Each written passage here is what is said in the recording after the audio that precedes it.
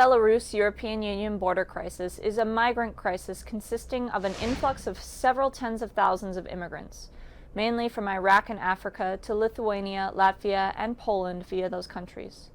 Borders with Belarus. The crisis was triggered by the severe deterioration in Belarus-European Union relations following the 2020 Belarusian presidential election, the 2020-2021 Belarusian protests, the Ryanair Flight 4978 incident and its sanctions, and the attempted forced repatriation of Kristina Simonowskaya. The crisis began sometime around July 7, 2021, when Belarusian President Alexander Lukashenko threatened to introduce human traffickers, drug smugglers, and armed migrants to Europe. Later, Belarusian authorities and state-controlled tourist enterprises, together with some airlines operating in the Middle East, started prompting tours to Belarus by increasing the number of connections from the Middle East and giving those who bought the tours Belarusian visas, ostensibly for hunting purposes. Social media groups were additionally offering fraudulent advice on the rules of crossing the border to the prospective migrants, most of whom were trying to reach Germany. Those who arrived to Belarus were then given instructions about how and where to trespass the European Union border and what to tell the border guards on the other side of the border. Migrants stated that the Belarus provided them with wire cutters and axes to cut through border fences and enter the EU. However, those who did not manage to cross the border were often forced to stay there by Belarusian authorities, who were accused of assaulting some migrants who failed to get across. Belarusian authorities later confirmed that the involvement of the border troops is absolutely possible. Belarus refused to allow Polish humanitarian aid for the migrants, which would have included tents and sleeping bags. Poland, Lithuania, and Latvia have described the crisis as hybrid warfare, calling the crisis an incident of human trafficking of migrants waged by Belarus against the EU. The three governments declared a state of emergency and announced their decisions to build border walls on their borders with Belarus, with Poland approving an estimated €353 million in spending to build a 60-kilometer, 37-mile barrier. The EU sent additional supporting officers and patrol cars to Lithuania, and 12 EU governments stated that their support for a physical barrier along the border. Human rights organizations voiced concerns over the usage of asylum seeker pushbacks by Lithuanian and Polish border guards, the denial of possibility to lodge an asylum claim, as well as inadequate food, water, and shelter for the migrants, the latter of which was subject of the European Court of Human Rights. Polish officials have additionally been criticized for not allowing journalists, doctors, and non-governmental organizations to the border. Let's have a glance at the background of this crisis. Lukashenko has ruled Belarus since 1994. The Lukashenko regime has been widely accused of electoral fraud in previous elections, including by Organization for Security and Cooperation in Europe observers, who are often restricted from monitoring election conduct. He claimed victory in the 2020 Belarusian presidential election, his sixth. However, this has not been recognized in an official capacity by the United States, the EU, the UK, Canada, and their allies. According to the independent digital exit polls, Lukashenko might have lost the elections to Svetlana Tsikhanouskaya, and the official results were generally implausible, particularly at the countrywide level, but also on a sizable portion of small electoral districts. Numerous countries refused to accept the results of the election, as did the European Union, which imposed sanctions on Belarusian officials deemed to be responsible for violence, repression, and election fraud. The results of the election also led to widespread protests in Belarus. After the election, security forces brought the primary opposition candidate Svetlana Tsikhanouskaya to the border with Lithuania and pushed her to cross the border under threats of repercussions, which could have possibly affected her children. On 11th of August, Lithuanian Foreign Minister Linas Linkevičius announced that Tsikhanouskaya was safe in Lithuania while also acknowledging that she had few options.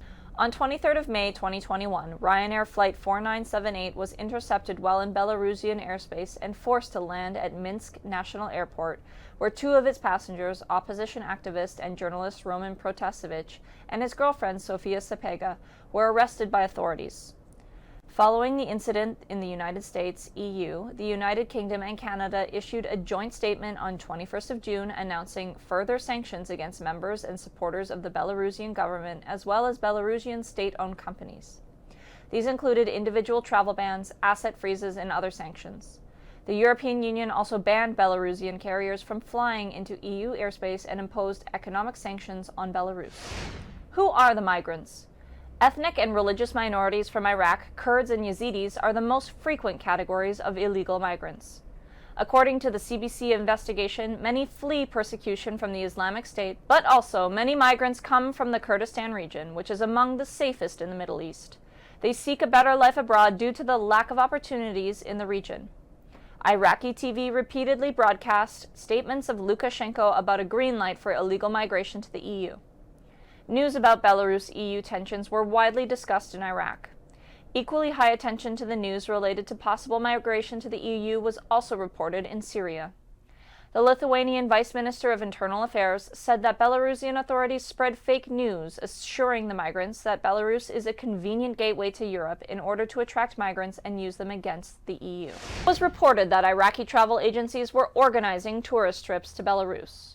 According to a reform by investigation in 2021, tourist agencies in Iraq reduced prices for tours to Belarus, making them more affordable, and the number of planes to Minsk was increased. Belarusian travel agencies were also active in promoting tours to Belarus from Iraq. Iraqi Airways increased the frequency of service from Baghdad to Minsk to 4 times a week. Belavia, Belarus's state-owned airline, also provided more offers to the Middle East flyers. A journalist from Komsomolskaya Pravda noted that while the flight from Baghdad to Minsk carried about 180 people, only 5 people flew in the opposite direction. On 2nd of August, it was announced that 3 new destinations to Minsk were opened from the Iraqi cities of Basra, Erbil, and Sulaymaniyah.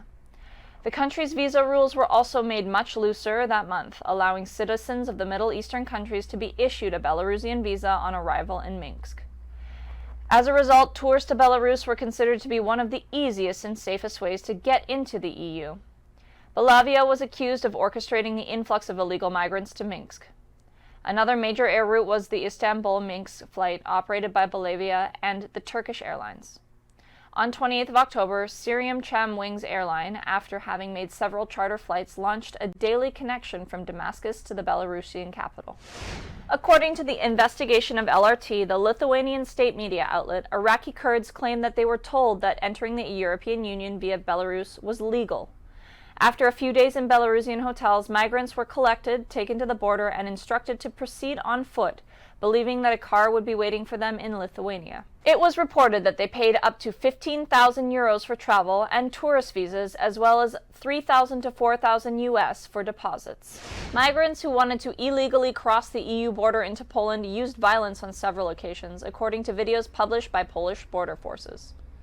On September 9th, the Polish border guard published a video of Belarusian military vehicles transporting migrants and instructing them on the Belarusian side of the border. Polish authorities published a video with Belarusian border guards helping the migrants cross the border. On the same day, the Polish military reported shooting, presumably with blank cartridges, occurring from the Belarusian side. On 8th of November, a big crowd of several hundred illegal migrants escorted by the Belarusian military tried to break through Belarus-Poland border. Polish border guard reported that the Belarusian side was destroying the border fence and used green lasers and strobe lights in an apparent attempt to blind the patrolling officers. On 16th November, the migrants undertook another major attempt to break through the border forcefully. They started to throw rocks, bottles, and pieces of wood at the Polish border guards and tried to destroy the border fence in an attempt to break through the border. The Polish border guards were also being attacked by migrants with stones and debris. The EU condemned the use of migrants as weapons, threatened to impose further sanctions on Belarus, and pressed Iraq to suspend migrant flights between Iraq and Belarus. Iraq had previously promised to establish a joint commission with the EU to address the issue. That's all for today. You're watching the International News Channel. I'm Avaah Blackwell. Remember to subscribe, like, and turn on the bell notifications so that you don't miss out on any of our latest content.